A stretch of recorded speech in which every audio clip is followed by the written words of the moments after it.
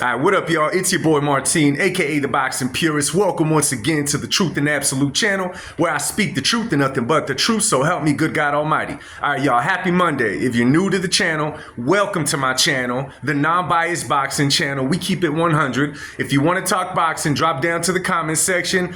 All my people down there will talk boxing with you. We put our feelings to the side. We're grown people. We talk sports. We keep it non-biased. You know what I'm saying? Anyway, y'all, it is fight week, all right? We are less than a week away from the big boxing event, which is a Canelo event. This Saturday, September 14th, live from the T-Mobile Arena, we got Canelo Alvarez versus Edgar Berlanga. Now, when they first announced this fight, when this fight was rumored, no one was interested in it. No one was interested in it. The only fight that was interesting people is a fight with Canelo and David Benavidez, which, cool, absolutely. But as the fight kept coming up, after the press conferences, after the build-up, watching both fighters train, it kind of grows onto you, right? It kind of grows onto you, you know? Remember, y'all, if you want to enjoy this fight, don't look at it as a legacy fight for Canelo. That's what's killing you guys, okay? Don't look at it that way. Canelo's not even making it a legacy fight. It's just a fight, which is going to be an entertaining fight in my personal opinion. So I just got done watching the Gloves Off on YouTube, obviously before the fight week, Canelo versus Berlanga. And it was really short, man. You know, I'm used to those, you know, the build-ups to the fight being a little bit longer. This one was kind of short. It was maybe 11 to 12 minutes long. So if you got a little second, make sure to go check that out. It's pretty neat. And it's pretty basic, man. It's pretty up and down. I mean, you could tell that there's no bad blood naturally between Canelo and Berlanga. A lot of that has to do with the mutual respect, you know, between the fighters. You know, they could say whatever about Canelo, the stage that he's in. A lot of people call him arrogant. A lot of people call him a lot of things.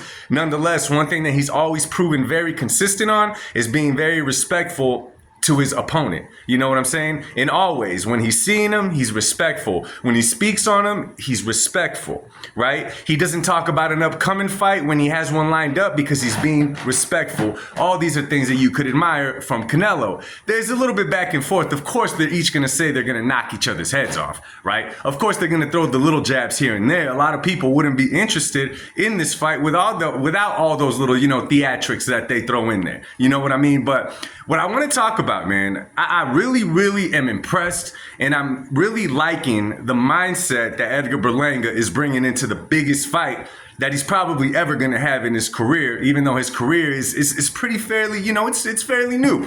You know what I'm saying? He's not an old dude in the game. He's not a veteran. He's still a young dude. Anyway, I like the mindset that Edgar has, you know. A lot of people might get rubbed the wrong way by Edgar Berlanga because of how he carries himself. For me, I just think that he just gives it to you black and white. This is who he is. You know what I'm saying? Like it or not. I don't think that he tries to put on too much of a show. I don't think he goes that way at all. He's just straightforward with it, and I like it. You know, all the little things, man, that he's saying, the mentality, you know, he's not trying to make this a one and done. When he makes the bag, and after the fight, it's like, whatever, we lost, but we got a bag. We did what we can. He's not looking for that. He's actually trying to win, and he understands what he's up against Canelo. All right, he knows that he's up against a veteran. He knows he's going up against someone that's been in there with all the best fighters. He knows he's going up against someone that earned the stripes that he does have, in which he's able to call shots. Looking at the fight itself, though, the experience above all things, is what makes this not evenly matched on paper. Once it's in the ring, of course, the fight could turn into something completely different.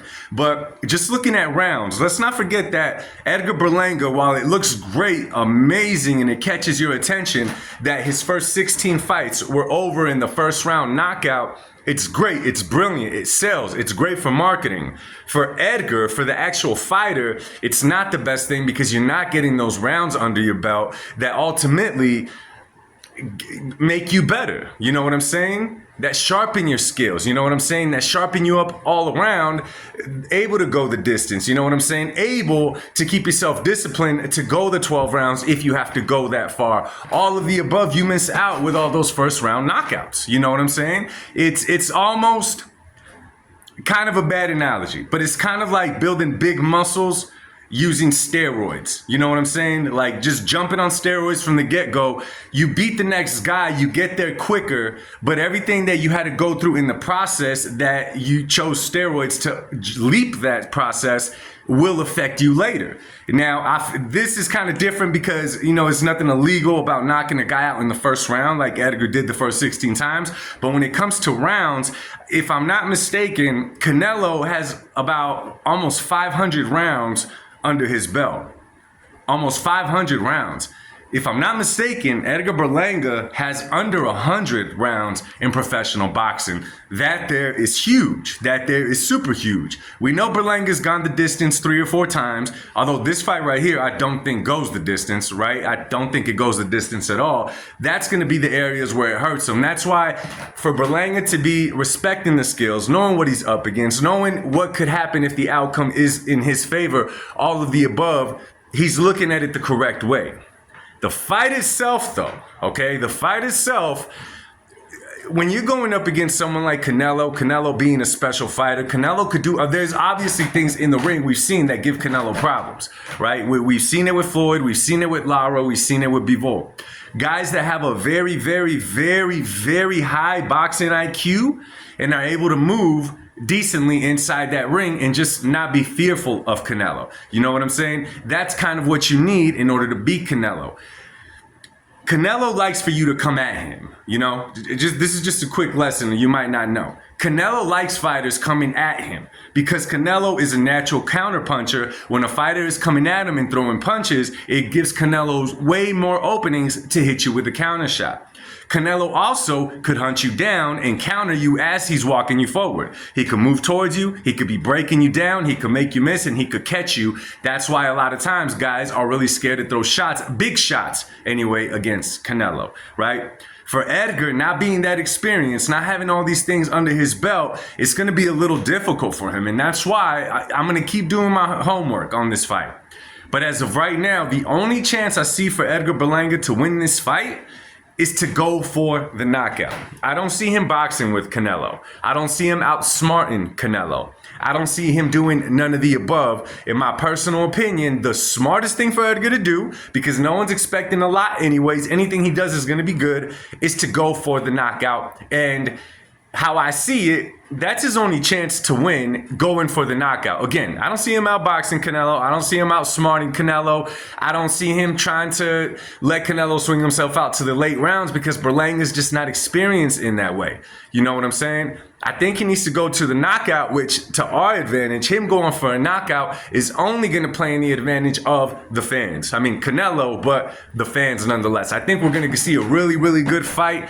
And I'm telling y'all, man, Canelo is on his way. He's on his way out. He's getting a little older. I don't see Canelo stretching out his career past even his late 30s, to be honest with you. I say we got 1 or 2 more years of Canelo before he retires and enjoys his retirement. Right now is the time for someone else to pick up the torch and run with it. Win, lose, or draw, Berlanga could be that guy because he has that to him. You know what I'm saying? He has that character. I'm just saying he has it to him. Not even to mention that the 168-pound division is getting a little turned up right now. You got Edgar Berlanga. You got Diego Pacheco. You got Caleb Plant. David Benavidez, who knows if he can make that weight again, but let's just say David Benavidez. There's a lot of people in that division. That division can blow up. And since the guys at 135 to 140 don't like to fight each other, maybe 168 is going to be that division. You know what I'm saying? So anyway, yo, let me know what y'all think, man. If you guys saw the video, or shall I say the Gloves Off special on YouTube, on Amazon Prime, let me know what you guys think of it. It is fight week, y'all. You guys got any part of the fight that you would like me to cover from here until the fight? Drop a comment down below and let's speak on it, man. Anyways, enjoy your Monday. Much love to y'all. God bless America and have a great day. Peace.